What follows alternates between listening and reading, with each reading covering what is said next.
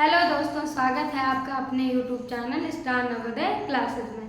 आज हम पढ़ेंगे हिंदी का महत्वपूर्ण क्या है, विराम चिन्ह। हिंदी का महत्वपूर्ण टॉपिक विराम चिन्ह। ये आपके यूपी टेट में भी बहुत पूछा जाता है, बीटीसी के सिलेबस में भी है। जो लोग बीटीसी के लिए पढ़ रहे हैं वो भी देख लें, ठीक है।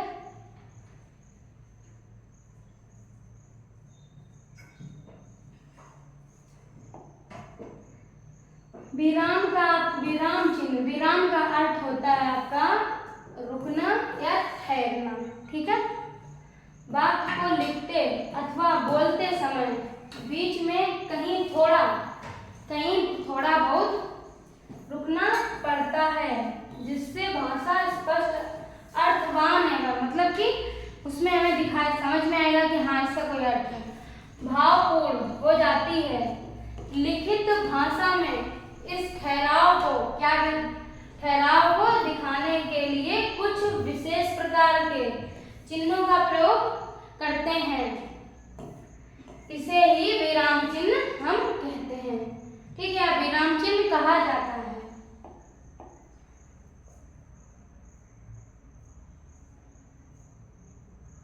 कुछ ये बहुत जरूरी है, कहीं आपको कोई नहीं बताएगा, ठीक है। हिंदी में खड़ी पाई या पूर्ण विराम भारतीय परंपरा का है। यह हमारी परंपरा का है, जिसका प्राचीन क्या नाम था, दंड था। इसका प्राचीन नाम दंड था। शेष चिन्ह अंग्रेजी के माध्यम से यूरोप से आए हैं। अधिकांश विराम चिन्ह मूलतः बिंदु पर आधारित है हमारे, ठीक है। इस पे आधारित है, बिंदु पर आधारित है। पाठक के भावबोध, ठीक है। पाठक के भावबोध को सरल, मतलब पढ़ने के भावबोध को सरल और सुबोध बनाने के लिए विराम चिन्हों का प्रयोग हम करते हैं, ठीक है। यह होता है हमारा सारांश यही कि वाक्य के सुंदर, मतलब अगर हम विराम ऐसा कुछ भी बोल देंगे, कुछ भी लिख देंगे तो अच्छा नहीं लगेगा, क्योंकि जहां हमें जिस विराम चिन्ह की अगर हम लगाएंगे तो बात हमारा सुंदर भी समझ में आएगा और स्पष्ट भी उसका भाव भी हम समझ पाएंगे। गठन और भाव, ठीक है। भावाभिव्यक्ति की स्पष्टता के लिए इन विराम चिन्हों की आवश्यकता होती है। मतलब जो भी हमारा लिखा है वो हमें स्पष्ट समझ में आए या स्पष्ट दिखे, तो इसके लिए हम विराम चिन्ह का प्रयोग करते हैं। इसकी उपयोगिता मानी गई है,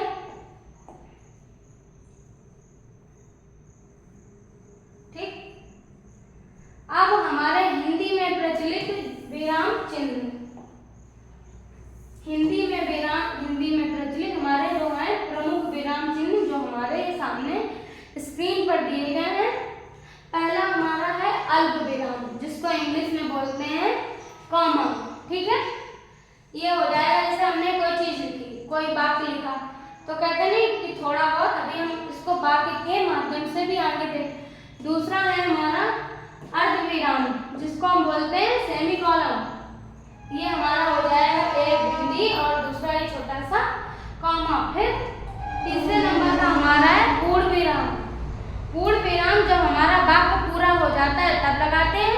जैसे हमने कोई वाक्य बोला, फिर हम उसमें थोड़ा रुके, जहां पे हम थोड़ा रुकते हैं वहां पे क्या लगाते हैं, अल्पविराम।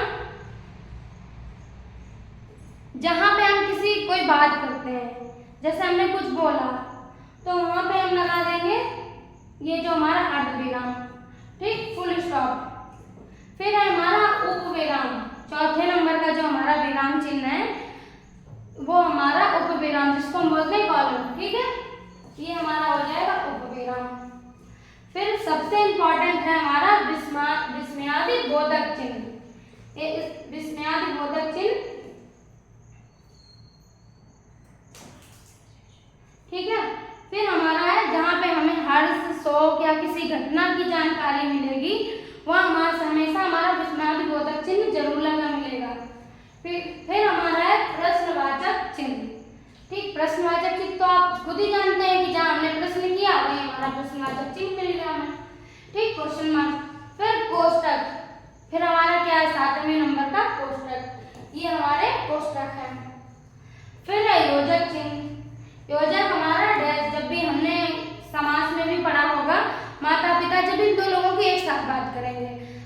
रहना, सोना, जगना, खाना, वो हमारे योजक चिन्ह में। फिर अवतरण चिन्ह या उद्धरण चिन्ह, इसको अवतरण को उद्धरण भी बोलते हैं, ठीक है, इन्वर्टेड कॉमा।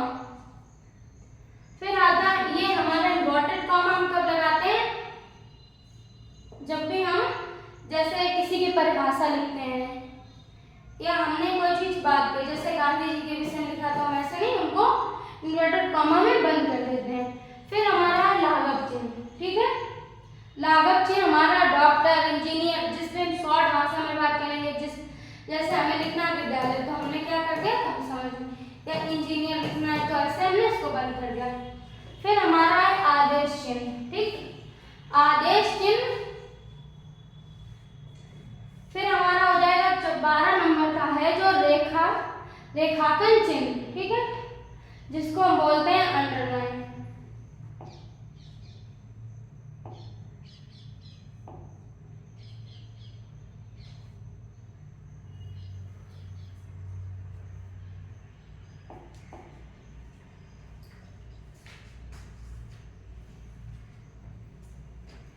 फिर एक और हमारा छूट गया था लोप चिन्ह। लोप चिन्ह क्या होता है, जैसे हमने किसी की कोई बात लिखी या हमने कोई कविता लिखी तो जब 2 बार चीज रिपीट होती है तो एक बार हम क्या करते हैं, थोड़ा लिखते हैं, उसको डॉट कर देते हैं। गाने आने में आपको ऐसे लोप चिन्ह का ज्यादा प्रयोग होता है, ठीक है, क्या जैसे हमने कुछ भी लिखा, अब हमने एक बार उसको लिख दिया, दूसरी बार हम उसको क्या थोड़ा सा लिखेंगे, फिर ऐसे डॉट डॉट कर देंगे छोटे छोटे पॉइंट में, वो हमारे होते हैं लोप चिन्ह। अब हम देखेंगे विराम चिन्ह। उधर हमने विराम चिन्ह के प्रकार, कितने प्रकार के होते हैं वो पढ़ेंगे। अब हम उनको एग्जाम्पल के और उदाहरण के साथ पढ़ेंगे, ठीक। पहला हमारा अल्पविराम, ठीक है, जहाँ उसकी देखेंगे जहाँ थोड़ी सी, हमने भी बोला भी था आपको कि जहाँ थोड़ा रखेंगे, जहाँ थोड़ी सी देर रुकना पड़े वहाँ हमारा अल्पविराम चिन्ह का प्रयोग करते हैं। जैसे क्या है उदाहरण में हमारा नदी, पहाड़, खेत, हवा, ये हम पर्यायवाची जब भी लिखते हैं तो हम ऐसे इसी का प्रयोग करते हैं। फिर हमारा अर्धविराम, ठीक है, दूसरे नंबर का अर्धविराम का आपका होता है जहां अल्पविराम की उपेक्षा, कहां पे, जहां अल्पविराम की उपेक्षा कुछ अधिक देर, मतलब इसमें थोड़ी देर रुके फिर इसमें थोड़ा सा टाइम बढ़ा दिया हमने, तो वहां हमारा क्या हो जाएगा, अर्धविराम हो जाएगा। क्या उसने कहा है कि जहां अल्पविराम की अपेक्षा कुछ अधिक देर तक रुकना पड़े, मतलब इसमें अगर हम 10 मिनट रुके तो 2 मिनट 4 मिनट इधर बढ़ा देंगे, ठीक। फिर रुकना पड़े वहां हमारा अर्धविराम का प्रयोग होता है। क्या बोला गया, जैसे हमारा प्रयोग बताया गया वैसे उदाहरण में सूर्योदय हो गया, ठीक है, ये हमारा आ गया सूर्योदय, क्या हम थोड़ी देर और रुके तो चिड़िया चहकने लगी, सूर्योदय हो गया, चिड़िया चहकने लगी और कमल खिल गए। यहाँ से जब हम चले तो यहाँ पे थोड़ा रुके, ठीक है, अर्धविराम का मतलब समझ गए होंगे। जहाँ पे हम थोड़ी देर रुके हैं वहाँ अल्पविराम होगा, जहाँ हम अल्पविराम की थोड़ी ज्यादा देर और रुके वहाँ पे हमारा अर्धविराम होगा, ठीक। जब भी हम सेंटेंस लिखेंगे तो इसको बहुत ध्यान से पढ़ेंगे। फिर हमारा उपविराम, ठीक, उपविराम का आपका अर्थ होगा जब किसी कथन को अलग दिखाना हो, जब किसी कथन को अलग दिखाना हो तो वहां पर उपविराम का प्रयोग करते हैं। अब जैसे हमें दिखाना है, इसमें उदाहरण है हमारा प्रदूषण, ठीक, प्रदूषण को हमें थोड़ा अलग बताना है। फिर एक अभिशाप है, ठीक, बात किसकी कर रहा है इसमें, प्रदूषण की, तो हमने क्या लगा दिया, ये हमारा हो गया एक उपविराम। फिर विज्ञान वरदान या अभिशाप है। 8 की बुक में आपको पूछा भी गया होगा कि विज्ञान के फायदे क्या है, नुकसान क्या है, वरदान है या अभिशाप है, 7-6 की बुक में पूछा भी गया है।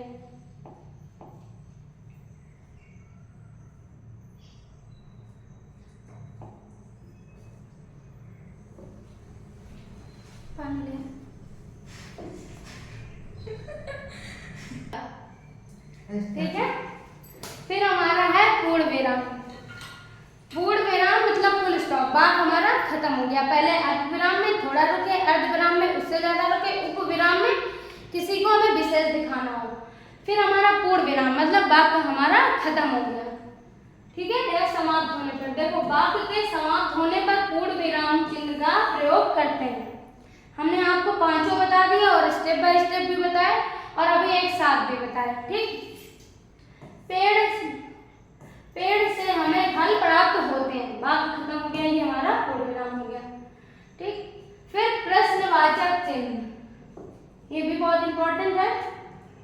ठीक है, प्रश्नवाचक चिन्ह जिसको बोलते हैं क्वेश्चन मार्क। प्रश्नवाचक चिन्ह का प्रयोग प्रश्न वाक्यों के अंत में किया जाता है। जैसे हमने किसी से क्वेश्चन पूछा कि आप कहाँ रहते हो या कहाँ जाते हो, तो क्या है वो हमारा क्वेश्चन मार्क टाइप से हो गया वाक्य। जैसे ताजमहल किसने बनवाया, ताजमहल किसने बनवाया, ये हमारा क्वेश्चन मार्क। ठीक, क्वेश्चन मार्क या प्रश्नवाचक चिन्ह ताजमहल किसने बनवाया, तो अगर इसमें वाक्य के हिसाब से तो सोचेंगे, वैसे तो हमारा अकबर ने बनवाया। ठीक है, फिर विस्मयादिबोधक चिन्ह। विस्मयादिबोधक चिन्ह हमारा जब भी किसी हमें दुर्घटना या किसी हानि या किसी नुकसान की तो नहीं आश्चर्यचकित हो जाते हम लोग, बहुत आश्चर्य हो जाते कि यार ऐसा कैसे हो गया, तो वहां पे हमारा विस्मयादिबोधक चिन्ह मिलेगा आपको। कोई मर गया, किसी की जॉब लग गई, तो ये भी एक आश्चर्यजनक हो गया ना, कह रहे उनकी ऐसे कैसे हो गया। तो अब देखेंगे ये विस्मयादिबोधक चिन्ह अव्यय शब्द के आगे लगाया जाता है। ठीक है, जैसे उदाहरण में हाय, आय, छी, हमने बोला नहीं खराब और अच्छे उदाहरण में इसका प्रयोग किया जाता है। अरे नहीं, किसी को अरे ऐसा कैसे हो गया, कोई मर गया या किसी की मृत्यु हो गई तो क्या अरे ऐसे कैसे, अभी तो वो ठीक था, और शाबाश। ठीक है, फिर दूसरा उदाहरण देखेंगे, आहा कितना सुहावना मौसम है। ठीक है, आश्चर्यचकित जहाँ पे बात होगी वहां पे हमारा विस्मयबोधक चिन्ह होगा।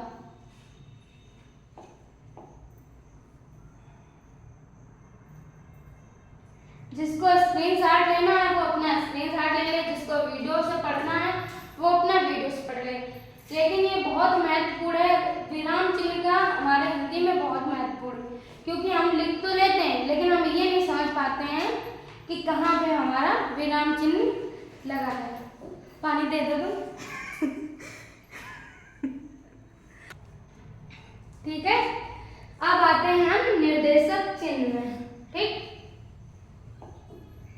निर्देशक चिन्ह इंग्लिश वाले अपना इंग्लिश से समझ लेंगे, हिंदी वाले अपना हिंदी से समझ लेंगे। ठीक है, निर्देशक चिन्ह, हम निर्देशक चिन्ह का प्रयोग विवाद संबंधी प्रत्येक शीर्षक के आगे उदाहरण के पश्चात कथोपकथन के नाम के आगे किया जाता है। ठीक है, इसको रेखा चिन्ह के नाम से भी जाना जाता है।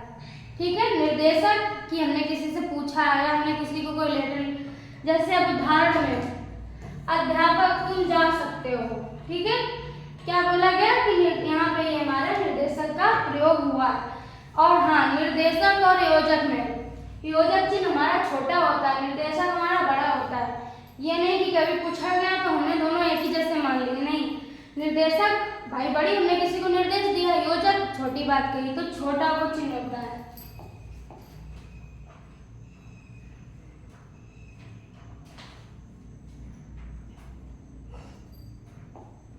अब आता है हमारा कोष्टक। ठीक है, कोष्टक, कोष्टक चिन्ह, हमारे कोष्टक चिन्ह का प्रयोग अर्थ को अधिक स्पष्ट करने के शब्द अथवा वाक्यांश को कोष्टक के अंदर लिखकर किया जाता है। जब भी हमने कोई सेंटेंस लिखा या कोई वाक्य लिखा, उसमें क्या हमें जिसको इम्पोर्टेंट दिखाना है या जैसे हमें उसी पे फोकस करना, तो उसको हम बंद कर देंगे। या हमने जैसे नदियों के नाम लिखे, तो अगर जैसे नदियों की सहायक नदियाँ लिखी तो वो तो ऐसे लिख लेंगे, लेकिन अगर एक नदी के दो नाम है, जैसे हमने एक कोई नाम लिखा फिर अगर उसका दूसरा है तो उसको क्या करते हैं, ब्रैकेट में बंद कर देते हैं और उस नाम को हम लिखते हैं। ठीक, जैसे धर्मराज, सभी जानते हैं महाभारत में धर्मराज किस नाम से? युधिष्ठिर। पहले उनको धर्मराज के नाम से जाना जाता था, लेकिन युधिष्ठिर को ही हम धर्मराज के नाम से भी जानते हैं। ठीक है, सत्य और धर्म के रक्षक। ठीक है, जिसने महाभारत देखी होगी वो समझ सकता है। फिर उद्धरण या अवतरण चिन्ह। ठीक है, उद्धरण या अवतरण चिन्ह, इनका प्रयोग करेंगे किसी कथन को ज्यों का त्यों उद्धृत करने के लिए उद्धरण या अवतरण चिन्ह का प्रयोग करते हैं। ठीक है, अब कहाँ करते हैं, इसमें तो कुछ और दिया है। पहले तो हम सिंपल भाषा में जानेंगे। जब भी हमने स्कूल में लिखा, किसी कोई बच्चे है, मतलब कोई बच्चा है, उसके 2 बच्चे हैं, अब एक के मम्मी पापा का नाम लिख लिया, बच्चों के तो नाम एक जैसे हैं नहीं, तो बच्चों के नाम पहले लिख लेंगे। फिर हमने क्या मम्मी पापा का नाम लिखना है, तो हमने एक में तो लिख लिया, दूसरे में क्या हम इसको उद्धरण चिन्ह में लिख देंगे कि उससे हमें आसानी होगी, बहुत बार लिखना नहीं पड़ेगा।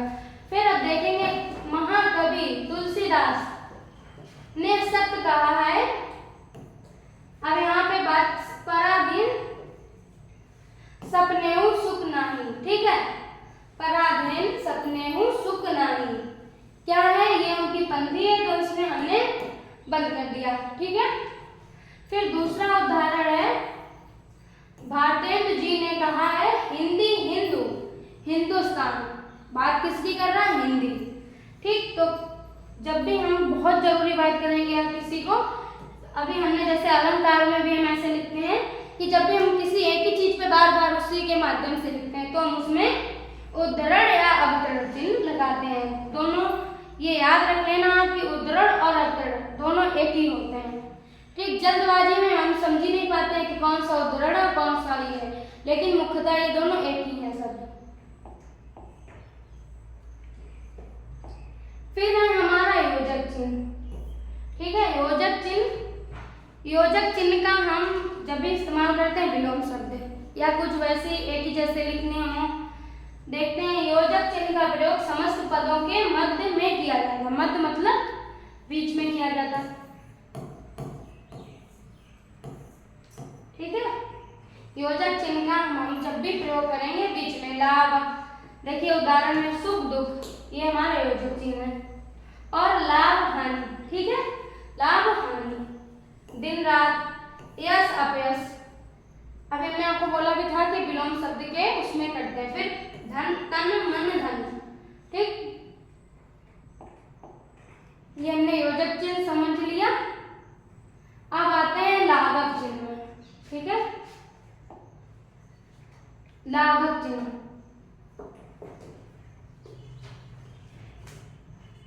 लाघव चिन्ह किसी बड़े शब्द को संक्षेप में, मतलब हमें लिखना है डॉक्टर, इंजीनियर, जब भी हम किसी बड़े शब्द को अगर संक्षेप में लिखना चाहेंगे तो वहां पे हम लाघव चिन्ह का प्रयोग करेंगे। शब्द को संक्षेप में लिखने के लिए कुछ अंश लिखकर लाघव चिन्ह का चिन्ह लगा दिया जाता है या प्रयोग कर दिया जाता है। ठीक है, इसको संक्षेप चिन्ह भी कहते हैं। ये भी याद रखने की बात है कि लाघव, अगर हमारे पास क्वेश्चन आता है कि लाघव चिन्ह को किसी और नाम से जानते हैं तो कई सारे ऑप्शन मिलेंगे, लेकिन क्या है, इसको संक्षेप चिन्ह के नाम से भी जानते हैं या कहते हैं। देखो उदाहरण अभी मैंने आपको बताया था, इसमें तो दिया गया इंजीनियर, हमने थोड़ा सा लिख दिया फिर ये लगा दिया डॉक्टर। ठीक है, कोई बड़ा वाक्य लिखा है, बड़ा कोई जिसको हम नहीं बोलना चाह रहे तो उसमें लाघव चिन्ह लगा के उसको रोक देंगे। फिर है विवरण चिन्ह। ठीक है, विवरण चिन्ह, आप विवरण चिन्ह देखेंगे। विवरण चिन्ह का प्रयोग वाक्यांश के विषयों में, किसमें, वाक्यांश के विषयों में कुछ सूचक निर्देशक आदि देने के लिए किया जाता है। ठीक है, कैसे, जैसे हम कुछ लिख रहे हैं, अब हमें उसमें कुछ इंपॉर्टेंट मिल गया, हमने कुछ भी अपना वर्क कर रहे हैं उसमें हमें इंपॉर्टेंट लगा, जिसको कहते हैं नोट लगाना।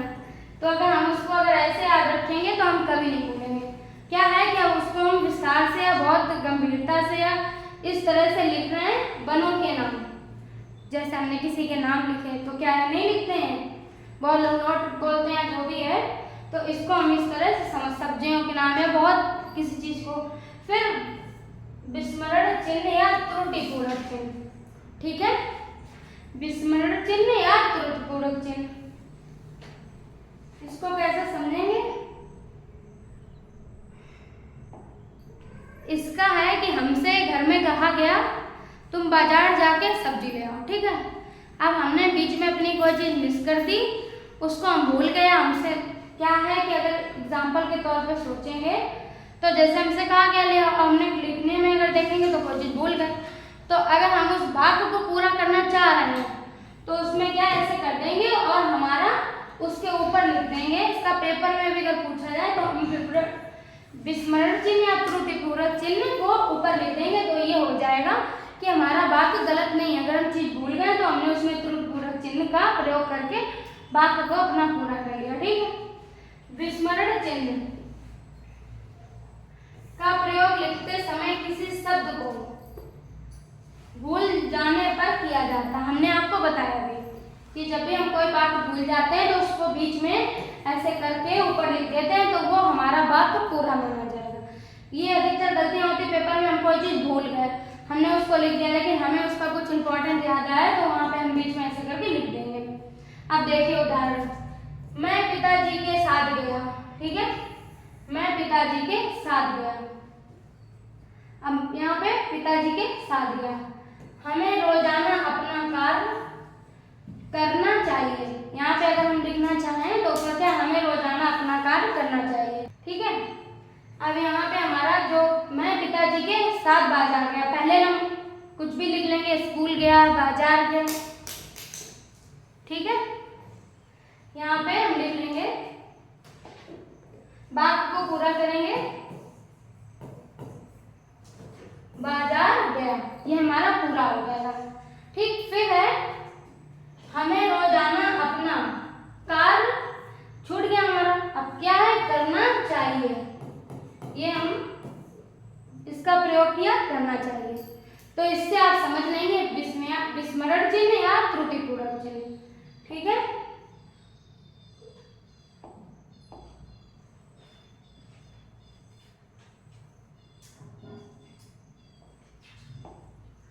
अब है हमारा पदलोप चिन्ह। ठीक है, पदलोप चिन्ह का हम प्रयोग कैसे करते हैं कि जब भी हमने कोई गाना लिखा, ये गाने आने में जो लोग गाना लिखते हैं, भजन लिखते हैं, उसमें ज्यादा प्रयोग होता है कि उसको बार बार बोलना पड़ता। तो एक लाइन लिख के हम दूसरी बार जब लिखेंगे तो डॉट डॉट कर देंगे, वहाँ छोटे छोटे पॉइंट या कॉमा टाइप छोटे छोटे पॉइंट बना देंगे। ठीक है, देखते हैं, श्याम ने मोहन को गाली दी। ठीक है, श्याम ने मोहन को गाली दी, आगे पार्ट छोड़ दिया। फिर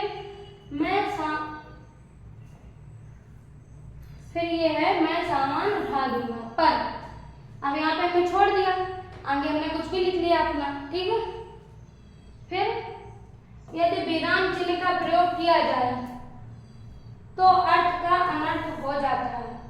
ठीक है, अब कैसे समझेंगे? जैसे नंबर 1 हमारा, जैसे रोको मत जाने दो, इसका क्या? ठीक है, एक बार फिर देखेंगे, यदि विराम चिन्ह का प्रयोग ना किया जाए तो अर्थ का अनर्थ हो जाएगा। अब ऐसा हमने पहला एग्जांपल देखेंगे, क्या है, रोको मत जाने दो। इसमें क्या क्या है, रोज कोई जा रहा है, रोको मत उसको जाने दो। ठीक है, अब अगर हमने विराम चिन्ह क्या है, ये हमारा अल्प विराम, अगर हमने इसको लगा दिया कि रोको मत जाने दो, मतलब जो जा रहा है,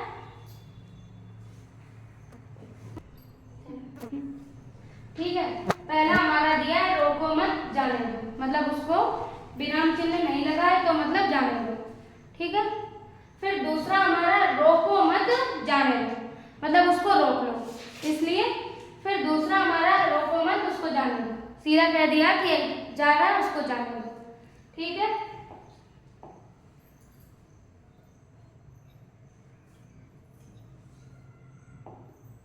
ये हमारी आज की क्लास विराम चिन्ह की थी।